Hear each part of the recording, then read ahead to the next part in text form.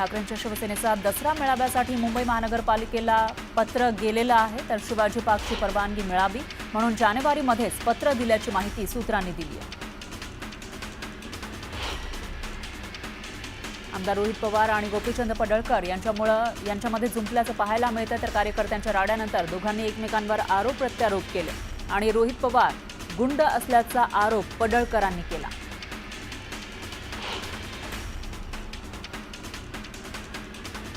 काँग्रेसने उद्धव ठाकरेंना त्यांची जागा दाखवली असं वक्तव्य एकनाथ शिंदेंनी केलं. राहुल गांधींच्या बैठकीमध्ये उद्धव ठाकरे शेवटच्या रांगेत बसल्यानं एकनाथ शिंदेंनी हा टोला लगावला. इंडिया आघाडीच्या बैठकीमध्ये शेवटच्या रांगेत बसण्यावरून टीका केलेल्यांना खासदार संजय राऊत यांनी उत्तर दिलं. रांगेवरून टीका करणारे लोक भंपक आहेत, प्रेझेंटेशन नीट दिसावं म्हणून ते मागे बसले होते असं संजय राऊतांनी सांगितलं. उद्धव ठाकरेंना बैठकीमध्ये शेवटच्या रांगेत स्थान दिल्यानंतर सत्ताधाऱ्यांनी टीकेचे बाण सोडले. उद्धव ठाकरेंना मागे बसवणं हा महाराष्ट्राचा अपमान आहे अशी टीका मंत्री आशिष शेलार यांनी केली. उद्धव ठाकरे शेवटच्या रांगेत बसवण्यावरून सुरू असलेला वाद निरर्थक आहे, हा निव्वळ बालिशपणा आहे असं खासदार सुप्रिया सुळे म्हणाल्या.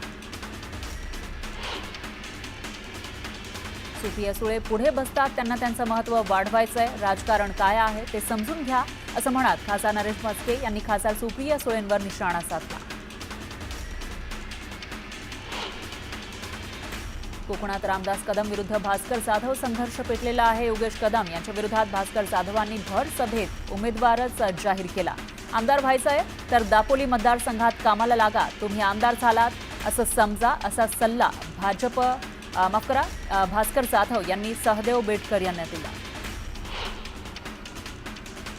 पुणे जिल्ह्यामध्ये नव्यानं 3 महापालिका कराव्या लागणार आहेत अशा मोठी घोषणा उपमुख्यमंत्री अजित पवार यांनी केली आहे. मांजरी, फुरसुंगी, उरोळी देवाची या भागामध्ये एक पालिका आणि चाकण हिंजवडी भागात एक पालिका करावी लागणार असल्याचं ते म्हणाले. बारामतीची तुलना चाकणशी करू नका, चाकणला महानगरपालिका करायचा विचार आहे असं म्हणत अजित पवारांनी कार्यकर्त्यांची समजूत काढण्याचा प्रयत्न केला. राहुल गांधींनी निवडणूक प्रक्रियेमध्ये मोठा घोळ झाल्याचा आरोप केला होता. त्यानंतर काँग्रेसच्या नेत्या यशोमती ठाकूर यांनी राज्य सरकारवर हल्लाबोल केला. ज्याचे उत्तर निवडणूक आयोगानं दिलं पाहिजे त्याचे उत्तर भाजपचे नेते देत आहेत. मतांची चोरी केली असं दिसतंय अशी टीका ठाकूरांनी केली. मंत्री प्रताप सरनाईक यांची अँटी करप्शन ब्युरोकडून चौकशी करण्याची मागणी रिक्षा संघटनेनं केली आहे. रॅपिडो कंपनीकडून कोट्यावधी रुपये घेऊन कंपनीच्या फायद्याचे निर्णय घेतल्याचा आरोप रिक्षा चालकांनी केला आहे. तर तात्काळ मंत्रिपदाचा राजीनामा देण्याची मागणीही करण्यात आली. पुण्यामध्ये शेतकरी हक्क परिषदेचं आयोजन करण्यात आलं. शेतकऱ्यांच्या विविध प्रश्नांवर चर्चा करण्यासाठी पुण्यात राजू शेट्टी आणि बच्चू कडू यांच्या उपस्थितीमध्ये हक्क परिषदेचं आयोजन करण्यात आलं. चाकण औद्योगिक क्षेत्रातील वाहतूक कोंडीचा अजित पवारांनी आढावा घेतला. अजित पवारांनी मोबाईलमध्ये अधिकाऱ्यांना रस्त्यावरील खड्ड्यांचे फोटो दाखवत अपघातांबाबत खंत व्यक्त केली. धाराशिवमध्ये तंत्रज्ञान मार्गदर्शन मेळाव्यामध्ये मंत्री चंद्रशेखर बावनकुळे यांनी शेतकऱ्यांना मार्गदर्शन केलं. शेतीसाठी AI तंत्रज्ञानासाठी पंतप्रधान मोदींनी 13,000 कोटींची तरतूद केल्याची माहिती बावनकुळेंनी दिली. सोमनाथ सूर्यवंशी प्रकरणामध्ये परभणी पोलिसांनी गुन्हा दाखल केला आहे. सुप्रीम कोर्टाच्या आदेशानंतर हा गुन्हा दाखल झालाय. मात्र गुन्ह्यामध्ये आरोपींची नावं न घेतल्यानं नागरिकांनी रास्ता रोको आंदोलन केलं. आरोपींची नावं समाविष्ट करण्याची मागणी यावेळी करण्यात आली. मराठी शाळा वाचवण्यासाठी काढल्या जाणाऱ्या मोर्चाला पोलिसांनी परवानगी नाकारली.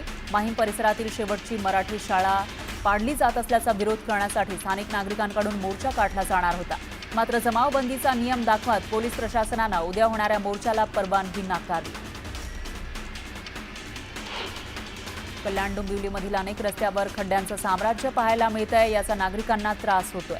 मात्र पालिकेच्या अधिकाऱ्यांचं दुर्लक्ष होत असल्यानं कल्याण डोंबिवलीकर संतप्त झाले. भिवंडी महापालिकेचे आयुक्त अनमोल सागर यांच्या आदेशानुसार शहरातील अतिक्रमणाविरोधात कारवाई सुरू करण्यात आली आहे. भादवड, टेंघर ते कल्याण रोड परिसरामध्ये ही तोडक कारवाई करण्यात आली. शहापूरच्या माहुली किल्ल्यावर पर्यटनासाठी आलेले मुंबईतील 2 तरुण भरकटले होते। यावेळी जीवरक्षक टीमच्या जवानांनी तरुणांचा शोध घेऊन त्यांना सुखरूप किल्ल्यावरून खाली आणलं। वाशिमच्या मंगरुळपीर तालुक्यातील वनोसा गावा जवळून वाहणाऱ्या लेंडी नाल्याला पूर आला, त्यामुळे वनोसा आणि पिंजरला जोडणारा मार्ग बंद झाला। प्रशासनानं नागरिकांना सतर्क राहण्याचं आणि सुरक्षित स्थळी जाण्याचं आवाहन केलं। जालना जिल्ह्यामध्ये मागील 2 आठवड्यामध्ये सर्वदूर झालेल्या जोरदार पावसामुळे मध्यम आणि लघु प्रकल्पात पाण्याची आवक वाढली आहे। मागील आठवड्यामध्ये 12% असलेला पाणीसाठा या आठवड्यात 29% पोहोचला। यवतमाळ जिल्ह्यामध्ये मागील 15 दिवसानंतर पावसानं उघडीप दिलेली आहे। पिकांना पोषक ठरेल असा पाऊस पडल्यामुळे शेतकऱ्यांमध्ये समाधानाचं वातावरण दिसून येते। हिंगोली जिल्ह्यामध्ये पावसाची सुरुवात झाली आहे। हवामान विभागानं जिल्ह्याला येलो अलर्ट जारी केला आहे। जवळपास 10 ते 12 दिवसांच्या खंडानंतर जिल्ह्यात पावसाचं आगमन झालं, त्यामुळे नागरिकांमध्ये समाधानाचं वातावरण आहे। हिंगोलीच्या सेनगाव तालुक्यामध्ये झालेल्या मुसळधार पावसामुळे नदी नाल्यांसह ओढ्याला पूर आला। कापडसिंगी गावाजवळच्या ओढ्याला पूर आला, त्यामुळे रस्त्याच्या पुलावरून पाणी वाहू लागलं, त्यामुळे पुलावरून जाणारी वाहतूक ठप्प झाली। जळगावात रक्षाबंधन निमित्त सोन्या चांदीच्या राखी खरेदी करण्यासाठी नागरिकांनी अल्प प्रतिसाद दिला। गेल्या वर्षीच्या तुलनेत यावर्षी सोन्या चांदीच्या दरात वाढ झाली आहे, त्यामुळे नागरिकांनी सोन्या चांदीच्या राख्यांकडे पाठ फिरवली आहे।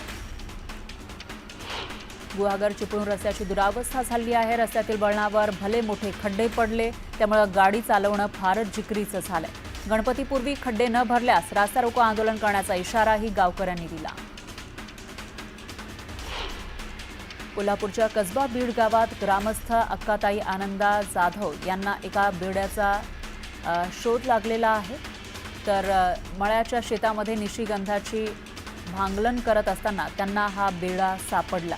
बेडा यादवकालीन आहे। तो 1.7 सेंटीमीटर लांब आणि 3.75 ग्रॅम वजनाचा आहे। सांगली जिल्ह्यामध्ये 15 वर्षाची कालमर्यादा ओलांडलेल्या टॅक्सींना आता 5 वर्षांची मुदतवाढ देण्याचा निर्णय स्थानिक प्रशासनानं घेतलाय। या निर्णयामुळे सांगली जिल्ह्यातील 1000 वाहनांना पुन्हा 5 वर्षाची मुदतवाढ दिली जाणार आहे। या निर्णयाचं सांगली जिल्हा टॅक्सी मॅक्सी कॅब पंचायतकडून स्वागत करण्यात आलंय। नांदेड जिल्ह्यातील एका गावामध्ये कुत्र्यानं म्हशीचा चाबा घेतला, नंतर काही दिवसातच ती आजारी पडून तिचा मृत्यू झाला। मात्र या म्हशीचं दूध पिणारे ग्रामस्थ कमालीचे हैराण झाले। जवळपास अख्ख्या गावानं म्हणजे 180 जणांनी रेबीजची लस घेतली आहे।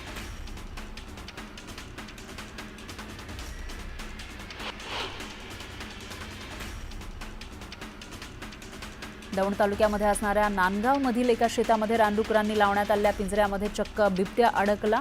त्यावेळी या बिबट्याला पाहण्यासाठी रस्त्याच्या कडेला बघ्यांची गर्दी जमली होती।